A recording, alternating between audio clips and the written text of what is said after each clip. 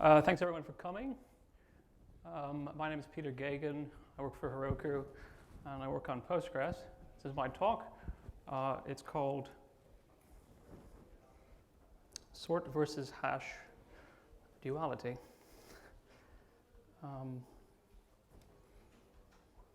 Okay.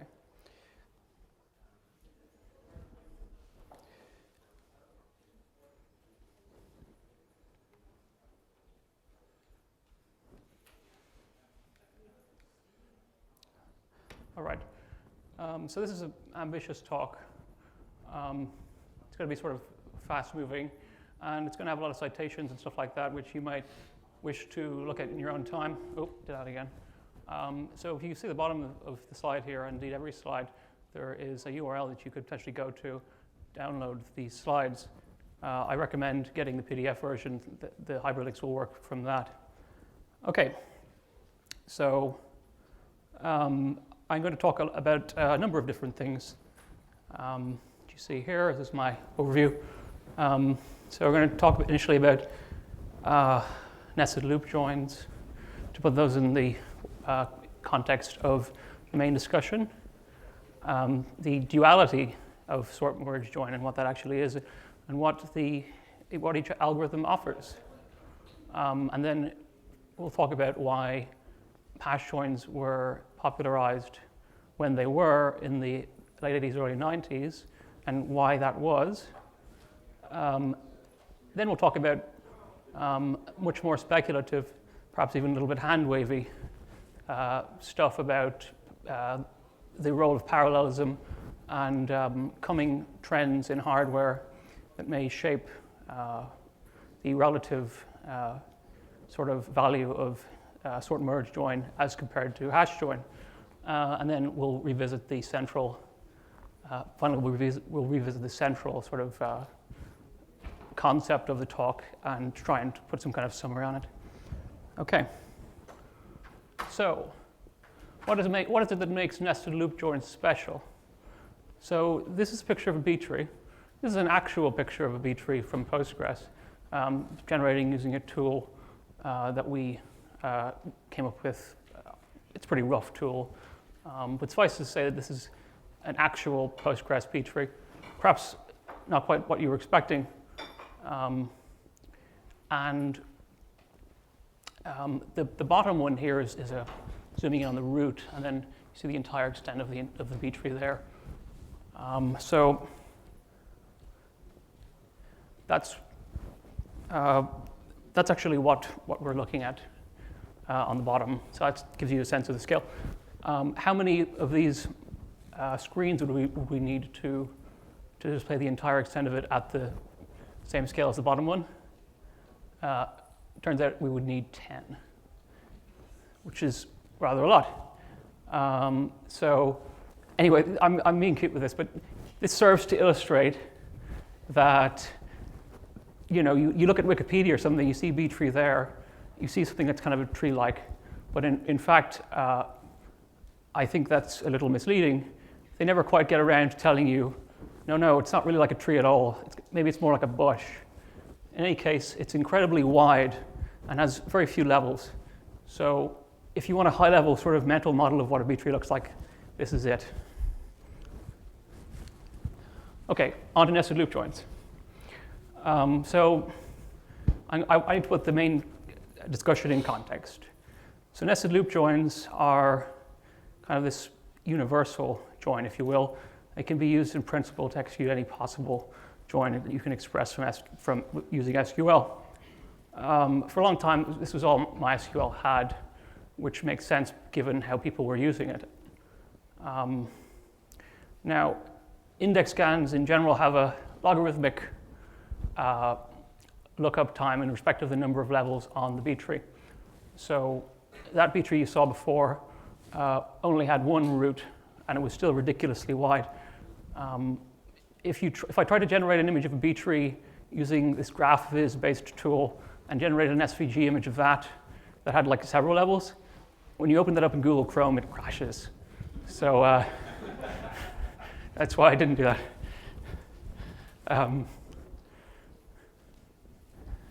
Okay. So I'm going to sort of visualize it a bit more now. So probably the sales table is intended to be the outer side of the join that's driving it. Maybe this comes from a bitmap index scan, or maybe it's just the table. So we need an index scan to satisfy the outer table. So we go to the index, find a point, and there it is. Okay. So the index scan found something. Now, once again, we move on, and we need another index scan. And that's what we do again. This time, so we're starting again. It's an independent index scan. And there we continue.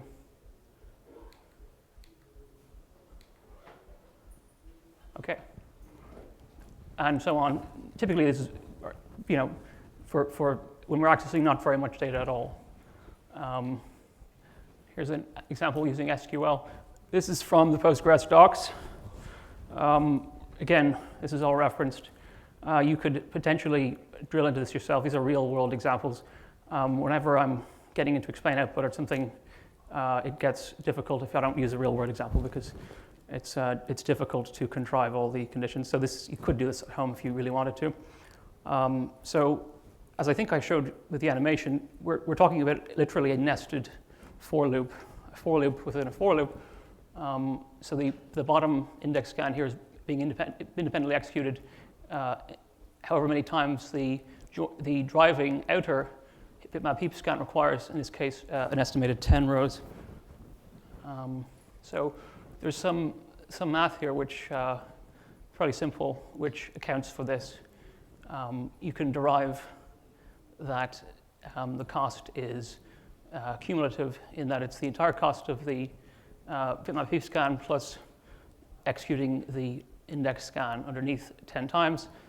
There's also some additional overhead that's very minute within the nested loop node itself, which is why it's not quite equal, but it's almost. Okay. This is a quote from a researcher. Oh, sorry, hang on, let me just, before I get to the quote. I want to talk about the importance of low latency OLTP queries. What does that mean? Why is it okay that you do like 7 joins and it takes 5 milliseconds even though you have an awful lot of data? And that's because nothing scales as well as index scans, really. In that sense, maybe index scans and nested loop joins that are typically getting their input from index scans could be said to be special. They scale way better than sorts or hashing. And this seems really obvious, but no one ever sort of points it out, so that's what I'm doing. You need a decent optimizer to get the join ordering right to make all of this work. But it's basically possible to get really good performance with like 7, 8 joins, by which I mean specifically really queries for LTP that are finishing in single-digit number of milliseconds with like 5, 6, 7 joins because of nested loop joins and index scans. So in that sense, they're special. This is a quote from a researcher who is cited numerous times during this presentation. His name is, I believe, pronounced Grefa. Is that right? Good enough. Okay. Thank you for that, Andrew. Anyway, the point is, he says that they're effectively independent of the size of data, which seems like a bold claim. And maybe I would add some caveats to that, but that is essentially true. And that's because you have this enormous fan-in with B-trees. And that's what makes, that is probably the main aspect that makes it really possible to have, really low latency OLTP queries with like 7, 5 joins, and it's not a problem at all. He continues, this is mostly about B-trees, he continues that we really want to mostly get nested loop joins with OLTP. And if you get your schema right, you get your indexing right, etc., this is all possible. And if you have got a decent optimizer to get the join ordering right, which is probably the most important consideration in terms of plan quality.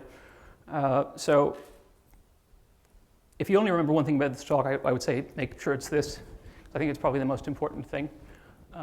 So basically we want to make it so that our query plans are essentially characterized by looking stuff up rather than by searching and computing. That's really what we want to get to, if at all possible. That's what makes everything sort of work well for LDP. Okay, with that, I'll continue to the duality of sort, merge, join, and hash join, and I'm going to discuss what they are. So this image is sort of intended to illustrate the central concept of duality, which is a term that has multiple meanings, but I'm sort of suggesting this idea in mathematics where you get from one to the other in the same way. So there's a symmetry. In this case, we see a cube and an octahedron, and these two. So if you can imagine, so this on the left, you see this is a cube, or it's a frame of a cube. But if you draw up a point in the middle of any of those faces, and that's what each contains. So you get from the cube to the octahedron, same way you get from the octahedron to the cube. So there's a symmetry to it.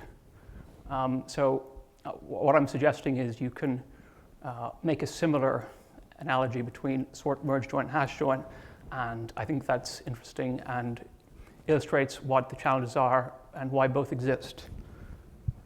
Okay. So what's a hash join, first of all?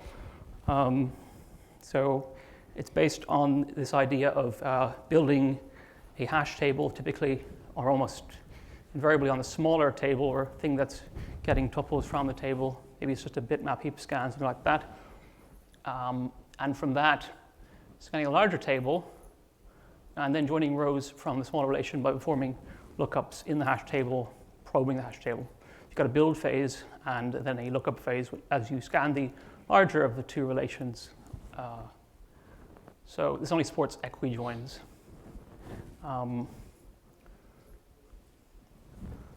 Oh, I pressed the wrong button, I think. What the fuck did I do?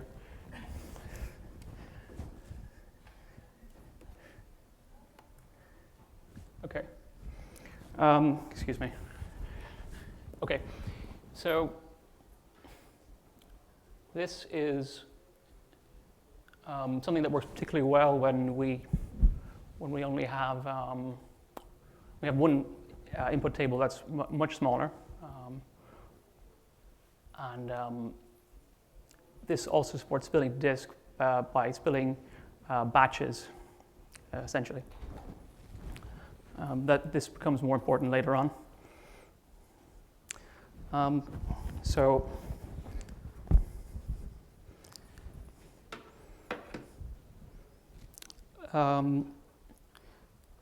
This is an example from the Postgres docs. We see here a plan where a hash table is used. This is similar to the nested loop thing, except that it is building the index, if you will, on an ad hoc basis. That is, it's building a hash table and then using that rather than actually using an index scan. Okay, now merge joins. So we have sorted input to merge joins, and there's often an actual sort node that's feeding the sorted input, but sometimes it's also from a B-tree index scan. B-trees in general support ordering. They materialize the sort order, the natural sort order of the underlying indexed columns. So they can be used in various contexts. Bruce? With the hash join, you mentioned it spills the disk. How does that work? Does it run? Is this maybe beyond the... I can get to that if I've got time. Okay. I've got a lot of stuff to get through.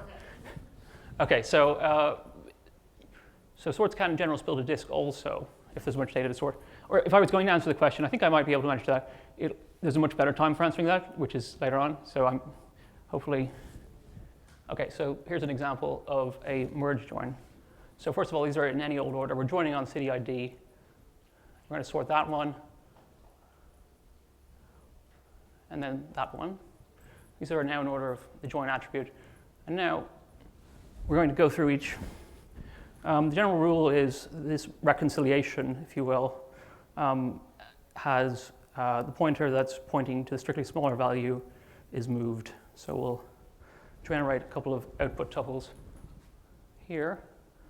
Okay, there's one because those were equal. Continue. And there's the second one, and so on and so forth. So this is just, you know, the main expense here typically will be the sorts themselves. Okay, so they're more flexible than hash joins in some ways. It's not just strict equality. They can be interval-based, for example. And, you know, the sorts can split a disk, as I've already mentioned. How much time have I got? So, sorry, my timer reset, so I need to be aware of that.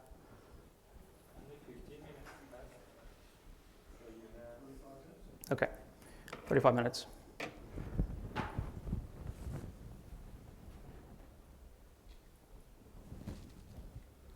All right, this is a merge join in action. This is again from the Postgres docs. So there's one difference here, which is that we're using a different table. This one is called 1K.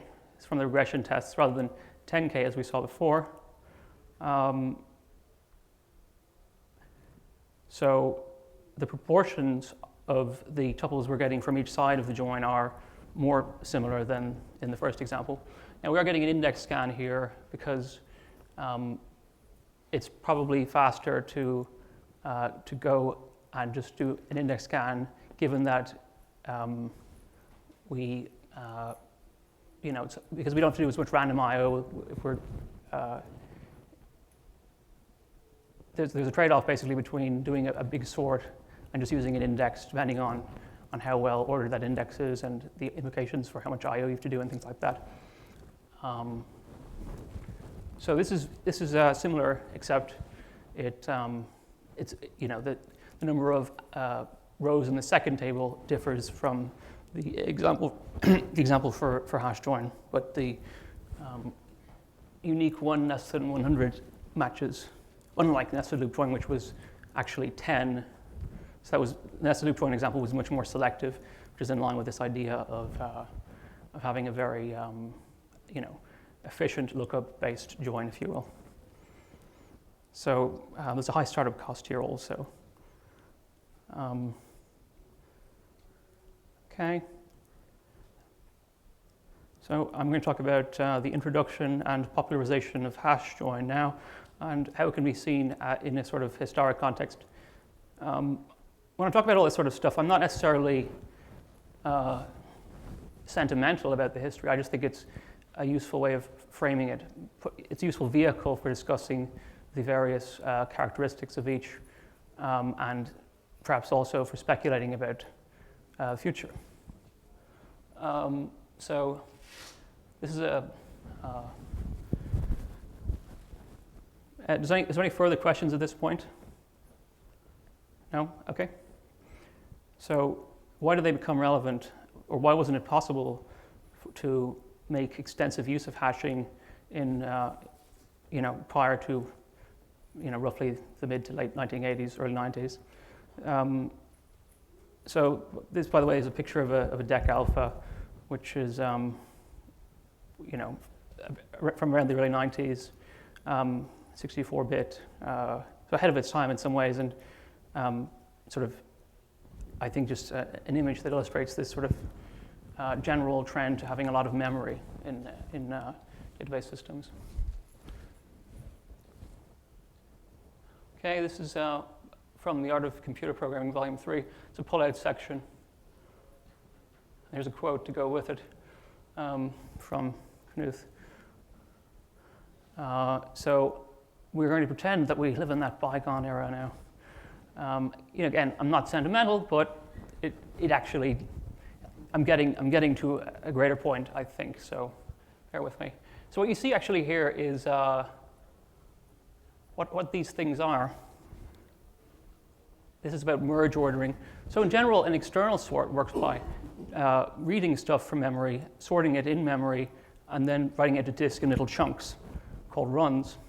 At the end of this, they're all combined together, creating the final sorted output. In the 70s, though, there was much less memory available in general, very little, and that was kind of the first consideration by far. So this illustrates what happens at each stage, because you don't have enough memory to just make n number of runs and then combine them at the end. You need to make runs. You don't even have enough memory to do the last bit where you combine them, where you merge them all together, because you can't even keep at least one tuple from each of these runs in memory at once.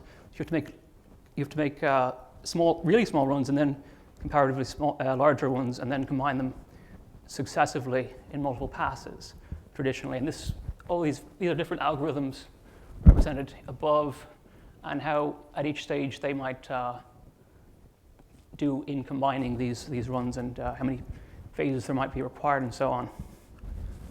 So this is really not relevant anymore, though, because we do at least have that much memory that we can combine them all at the end. We can at least get one row or tuple from each of the various runs. And even though we've got a lot more data, this is still true, because every time memory capacity has doubled, and it's doubled many times, our ability to do everything in one pass quadruples effectively, because the number of runs halves, of course, but by the time we get to the merge phase, where we merge them all together, not only has the number of runs halved, but we still have twice the amount of memory. So we have a quadruple effect. So at this point, it's doubled enough times that it's really hardly worth considering the need for multiple passes anymore. Even if we have very little memory, if we've got like a Raspberry Pi, we can still, we still have like a gigabyte of memory, which is enough to do one pass, sort of, several terabytes. So it's simply not an issue anymore. Now, this gets us to hash joins. So hash joins benefited from the huge increase in main memory sizes, because while you can spill hash joins, it tends to degrade very poorly relative to sorting. It looks a bit like a step function, actually. So this was a big difficulty. Obviously hashing has been around forever, but it wasn't feasible to use hashing extensively, because we typically wouldn't have enough memory that we couldn't do everything in memory, and in fact we wouldn't have enough memory that we could even remotely manage that in many important cases. And because the cost function, particularly even when we're within one pass, but even beyond that it gets worse still, it's basically infeasible to use a hash join or a hashing technique when there is an enormous disparity in available memory relative to the amount of data you have. So there's a big difference there in the characteristics when memory constrained of sorting and hashing. And effectively, so we always had merge joins. System R had merge joins anyway. Hash joins became feasible because of main memory became more widely available. And that's almost the entire reason why this happened. So you have the advantage of sort, having a polyphase approach doesn't really matter too much at all, and so hash joins become relatively more compelling. Now there's still a trade-off. That's why we still have both of them, but the big disadvantage has gone away, really. Now let's make it about Postgres in particular. By the way, I'm taking somewhat of an artistic license when I say this stuff. I'm not really making a distinction between Postgres and the wider sort of set of systems that are more or less comparable, more or less in the same relational databases. So you'll forgive me for that. I think it's just easier to explain things that way. So anyway, there's a number of things that speed up hash joins in Postgres 9, 6, and 10. Clever management of memory to make access have better locality. There's a technique called Robin Hood hashing added in Postgres 10, which is more or less along the same lines. And there's parallel hash join patch proposed for Postgres 10, which I'm hoping gets in. So sorting also benefited. So 64-bit processors became fairly mainstream, as I mentioned, but memory latency and bandwidth became a huge bottleneck. CPU caches were added to hide latency.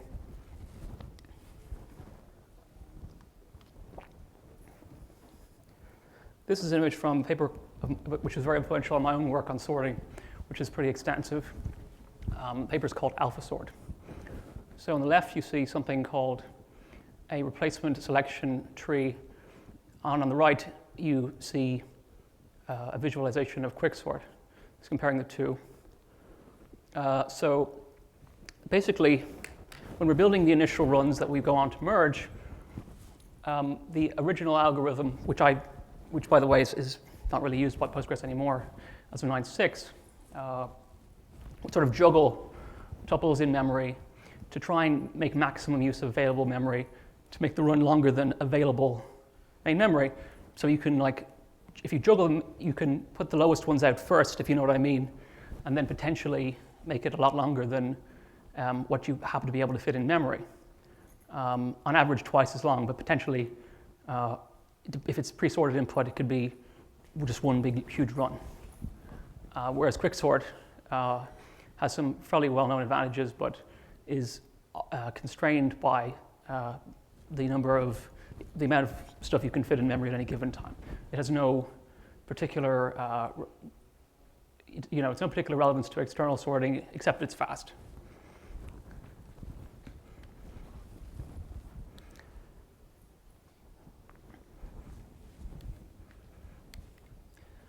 Okay. So memory capacity is not the first concern anymore. Cache efficiency is instead, and elegance of the sort, we saw polyphase merging, sort of goes out the window. We want to focus on cache misses, branch prediction, and instruction count, things like that. Very tight inner loops with Quicksort. So kind of simple, fast code as opposed to elegant, clever code. That's sort of the mantra. Another image from the AlphaSort paper. You might have seen images similar to this at various times, illustrating the relative changes, the relative difference between accessing main memory, L1 cache. This is from about 1994, 1995. So this is perhaps the first example where they're making it like the first, this is what we really need to emphasize, cache misses, cache misses, cache misses. And so, this is just an early example of that, which I think is kind of cute for illustrative purposes. Okay. So 9.5, 9.6 was also a bunch of changes to sorting, principally by me. There's one technique that we added called abbreviated keys, which essentially, if you are sorting strings, takes the first few bytes of the string and stores it in an area of memory where, so strings are passed by reference typically. You pass a pointer to the string, not the string itself, because it can be variably sized. So we have this packed together array of something called a sort tuples, which have pointers to stuff like text datums in them potentially. So the idea here is that we store the first few bytes of the string and just compare that. And then only if that isn't sufficient to resolve the comparison, only then do we do this pointer chasing. So in general, this will greatly reduce the amount of main memory access is required. It makes the whole thing a lot more cache efficient. We also started using Quicksort for external sort operations. This is sort of, again, like I said, I don't think I need to go over that again. That's just something that happened.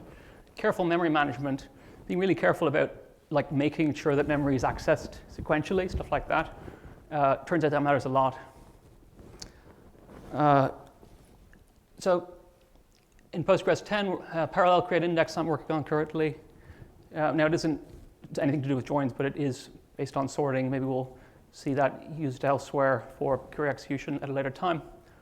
I think that approach based on partitioning of values, so you have different buckets of values, like a bucket sort more than a quicksort, might be a better direction in the context of query processing, but more research needed there. Okay.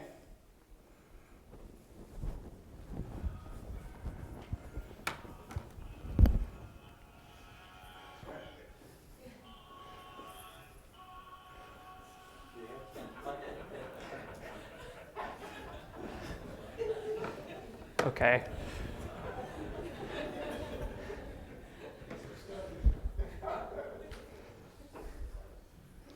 Right.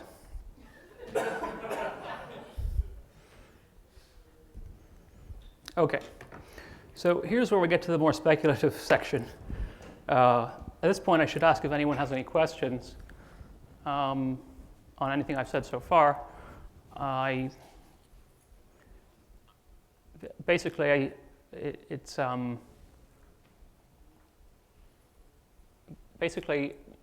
this is where we're going. Having discussed the past, having discussed the current state of affairs, I'm going to talk a little about what is suggested by these dynamics we see, where things could be going, based on a similar set of pressures, primarily from the developments that we see in hardware. What's the logical conclusion of all of this development, which, by the way, has been going on for a long time now. This sort of memory bandwidth bottleneck is getting worse all the time. So this is something this is from the Stream benchmark. It's a popular benchmark for memory bandwidth. This is on the homepage of that website. Their website, and you see here, by the way, this is a logarithmic graph, so it's actually much worse than it might even appear there. So it's sort of like, I think it was once compared by one commentator to like driving a Ferrari in New York City, which I think is apt. You see CPU speed get so much faster without a comparable remotely proportionate sort of increase in DRAM speed, and it's the question is what I'm speculating about now is what's the sort of end game of that? What's the ultimate conclusion of if these trends continue? I'm extrapolating to some degree, or I'm referencing the work of others who are extrapolating. So it's speculative. I don't have clear-cut answers because I'm kind of at the cold face of all of this, I'm working it out myself, so I'm just telling you what I know. So memory could be said to be the new disk. You hear that sometimes. It's something that people sometimes say. So obviously parallelism is really important these days. But it's also notable, I said this already, that we've all benefited enormously from main memory scaling. That is, the main memory capacities have increased enormously and consistently for decades. I would say, and I don't think many would argue, this has been more of a transformative technology than any other you might care to name. For example, people sometimes get excited about SSDs, and I think that's fine, but if you're looking for something that's been a transformative technology, look no further than the simple fact that main memory sizes have grown so enormously.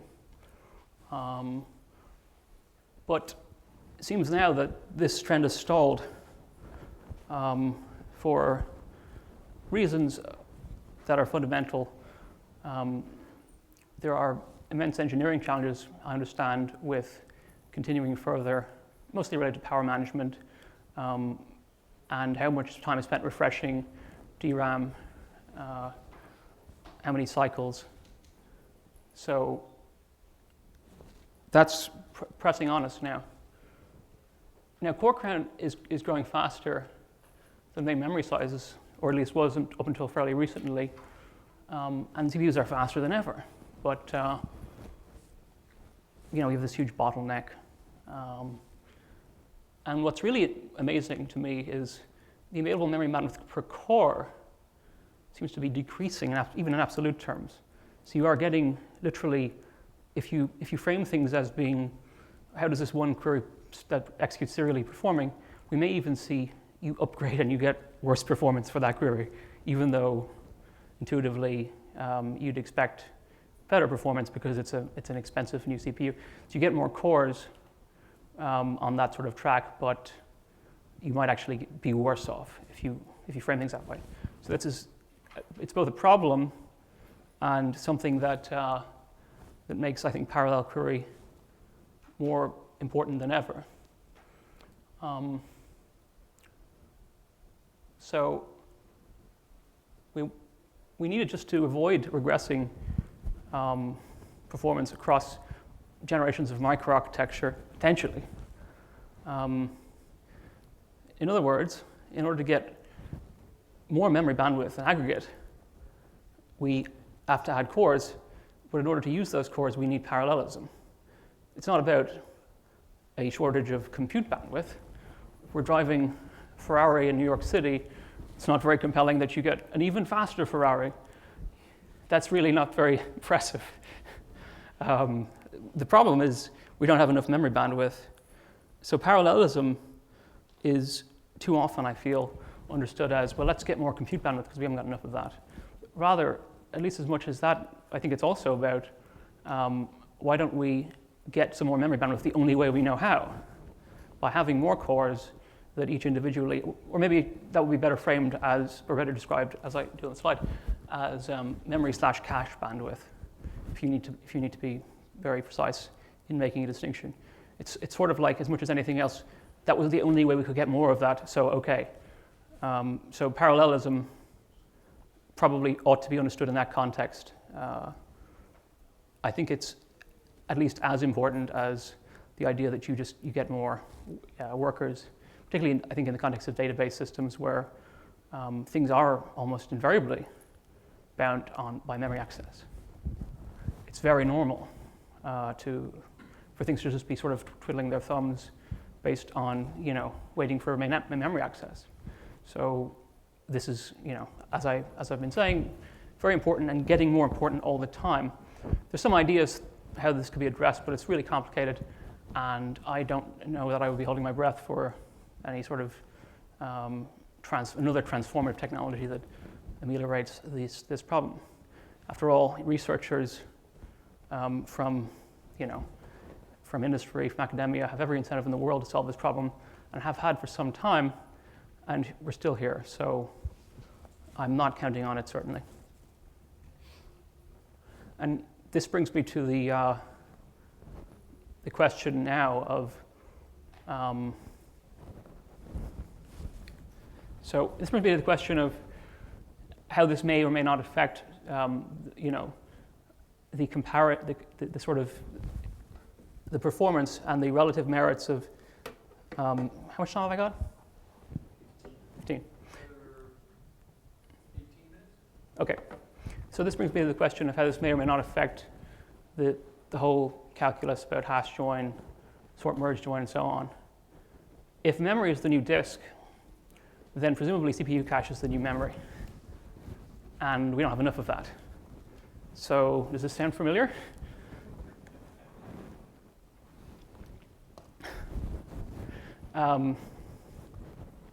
Now there are some ideas in this sort of new world where parallelism is very important. There's some ideas about how we can do better with sort merge join. So basically, when you've got a sort-based approach to join, you tend to you don't have to do as many memory accesses because you are sort of just getting the data in whatever order you find it, and then you're sorting it, and with that you are at the end you're sort of doing a logical combination. So there's better locality in general. So even though it's more CPU, you have to do more work, in essence. The question is, maybe that's worth it if you avoid doing more main memory accesses, in essence. So there's few ideas about this in the research. This is all very recent or relatively recent stuff. One idea, bandwidth oblivious sort, they call it. The goal of that is to make it so that you only have to read something from memory to sort it, and then write it back to sort it. You've got this sort of elaborate pipelining, and you're basically saying, I'm going to waste compute bandwidth. I'm going to do more work in order to get a benefit in terms of the cache efficiency, which turns out very counterintuitively to be worth it because of the relative expense of accessing main memory. Now, it's a matter of speculation as to what the tipping point is and how that works out in detail.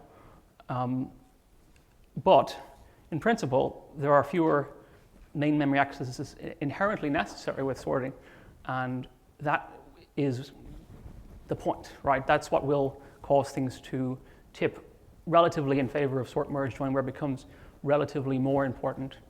Not that I'm suggesting that it would totally obsolete hash joins. That's never going to happen.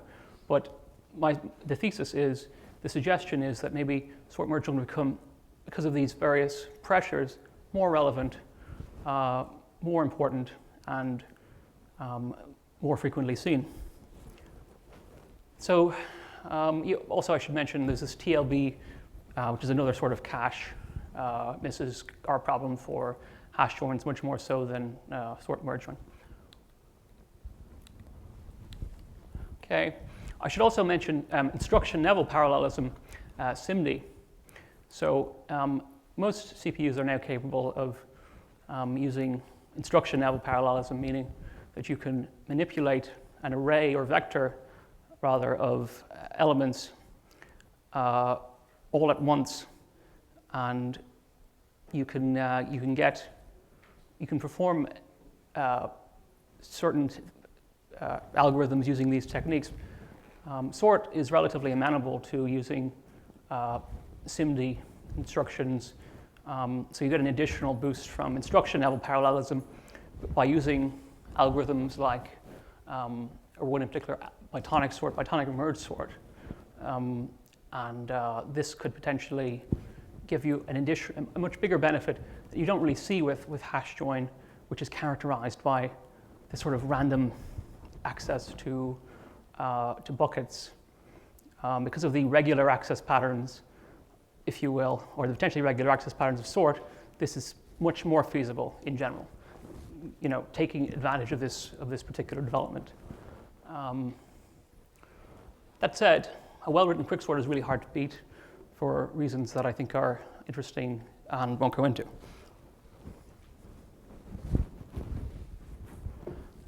You have another problem as well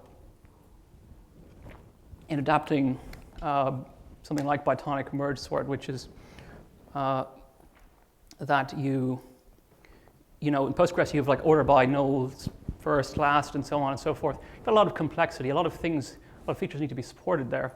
And the way that works currently is you just have an additional layer of indirection in the comparator. It's a quicksort. It might be a lot harder to do that with something like Bytonic merge sort, or at least to do it and get the benefit we thought we could get. So it's very messy. So it's very difficult to extrapolate in this way, but I think it's still worth doing. Actually, the AlphaSort paper, which I referenced earlier, inspired something called the sort benchmark. This was officiated by a well-known sort of luminary in database research, a guy called Jim Gray. He won the Turing Award. They make this distinction that I think they say, they sometimes require that a sorting algorithm be what they call street legal, meaning it has to deal with maybe what happens when it's not just enough to be able to sort really, really random data very fast. What about access pattern? What about distributions of data that are more regular than that, or a zip field distribution, something like that? You better, depending on the exact benchmark we're talking about, you better have performance that isn't drastically different if you were to do that. So basically, Jim Gray, in conceiving these benchmarks, tries to keep us honest. Not that he's saying you can't use all the tricks of the book, but just that don't push your luck, so to speak. That's probably, if anything, where I think Bytonic merged toward or something like that, or using Simdi extensively. That's probably where you probably get stuck on these requirements being all over the place, things you wouldn't necessarily think of immediately. And besides, moving stuff around in memory ahead of the sort can be just as much of a bottleneck as anything else. Okay. I'm going to go back to the duality aspect, which I sort of, after the preamble, I began with that, and that was how I framed initially the discussion of hash join and sort merge join. And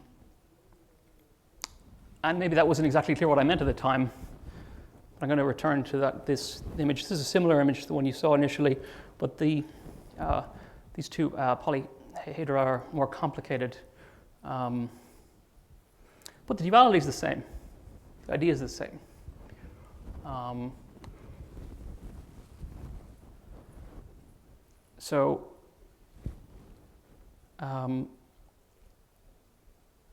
I think this is the central symmetry that I'm talking about when I describe a duality. Incidentally, this paper up here is, where the suggestion was initially made in my mind about duality. Greffa references the idea of a duality in several of his papers, including the one that I referenced there. So with a sort, you've got a physical division followed by a logical combination. With a hash, it's a logical division and then a physical combination. So the theory is that those were the pressures that made sort merge join relatively less, well, more like hash join, relatively more compelling. And those may also be that may also be the main factor that makes there be somewhat of a resurgence in sort merge join in the coming years because of the pressures of how hardware continues to change. So, as I said a moment ago, there are fewer cache line accesses inherently necessary with sort merge join. So if we extrapolate from there, at some point, intuitively, it must be true that eventually you have to eventually get to the point where sort merge join will tend to do a lot better. The devil's in the details as always, but that's a reasonable speculation at the very least.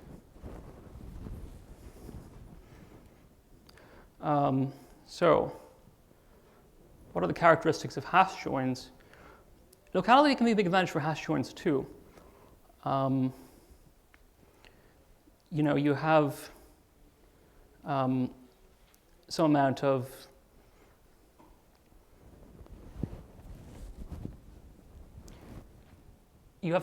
of locality with hash joins, but it's a big thing for merge joins because, as I already said, you have that inherently fewer cache line accesses are necessary.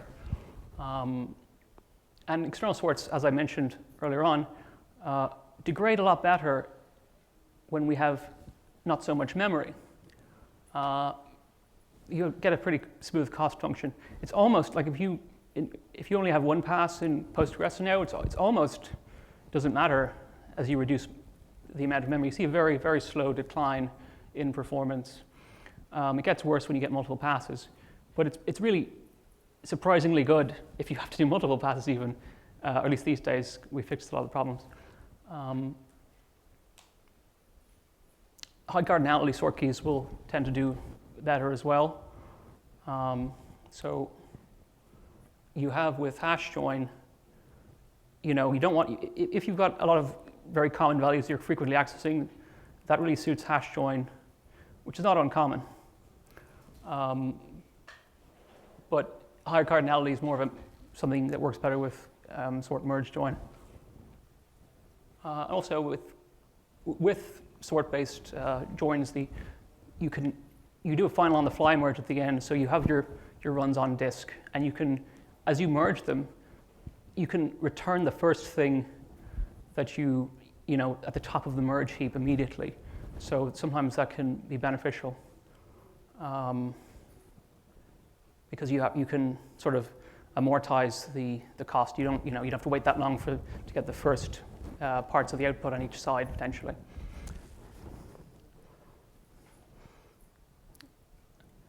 Okay, so with hash joins, you've got a step function. The cost function, if you deprive hash joins of memory, even before you get to multiple passes, it looks like a step function, like stairs. So that's quite a bit worse potentially than an equivalent sort merge join. But you probably will have at least enough memory that it doesn't get so bad. And you could also have, as I said, a skew in the distribution that favors hash join immensely. I mean, I said hash join tends to kind of have one smaller table, but that's not exactly an uncommon situation. In fact, where we can't manage to do something like a nested loop join, it's probably much more common. You have you at least manage to get a small input on one side of the join. The optimizer at least manages that much. And it could be something like a lookup table. And in general, in nature, in social science, in many things, skew is the norm. There's something called a Zipfian distribution, which you see in the frequency of English words. For example, apparently the most common word in the English language in terms of the number of appearances is the word the. In second place is of, and in third place is and. But apparently the is 7% of all words, and then it's half that is of 3.5, and so on.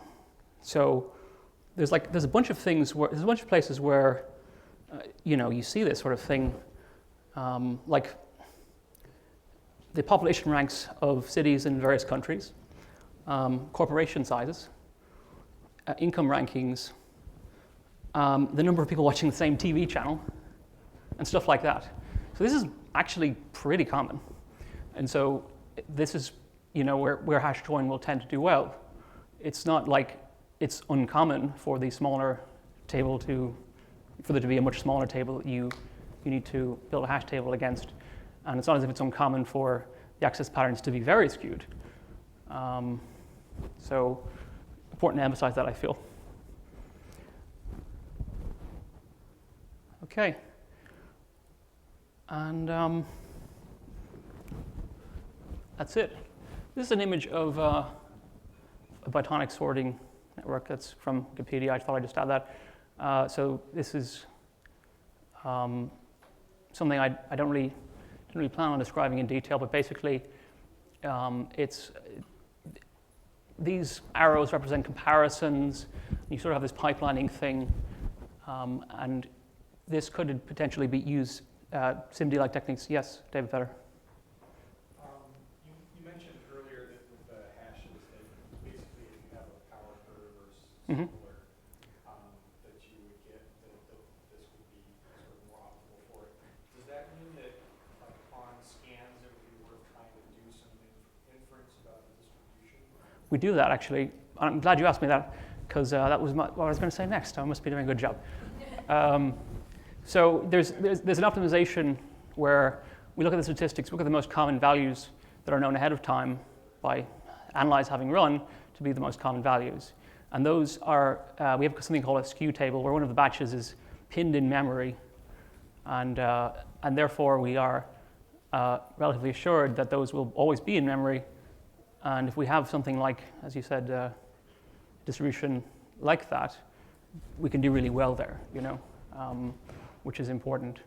Granted, it's only as good as the statistics available to it, but in practice, I think it's probably a very effective optimization. So, yeah, I think I'm done. Does anyone have any other questions? Or did I just address every possible concern already? Okay. That must be what it is then. Okay, thank you. Thank you very much.